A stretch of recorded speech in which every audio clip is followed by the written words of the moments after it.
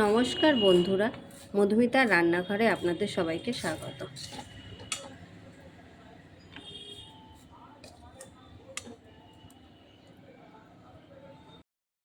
আজ বানাবো লাল শাক ভাজা।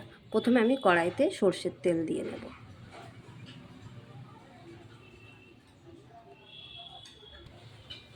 তেলটা গরম হয়ে গেছে, এর মধ্যে দেব দুটো শুকনো লঙ্কা আর কিছুটা পেঁয়াজ কুচি।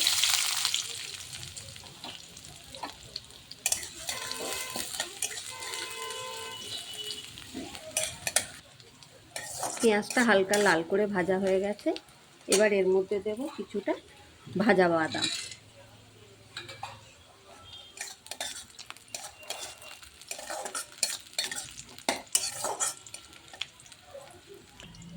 এবার দেব কেটে রাখা লাল শাকটা।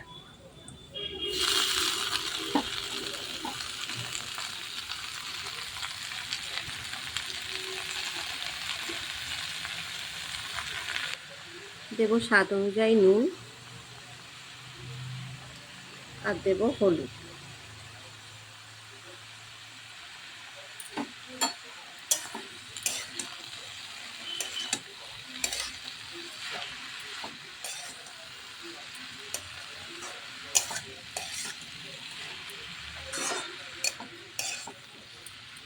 এবার এটা একটু চাপা দিয়ে দেব।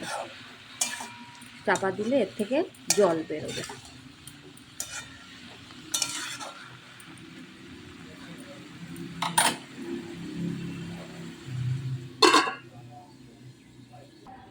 এবার এটা একটু নেড়ে দেব।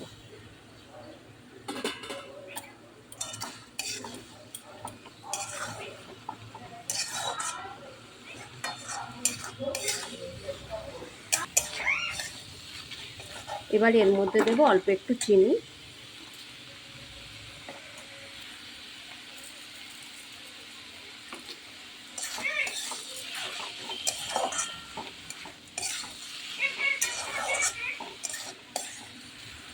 এবার দেব পোস্ত।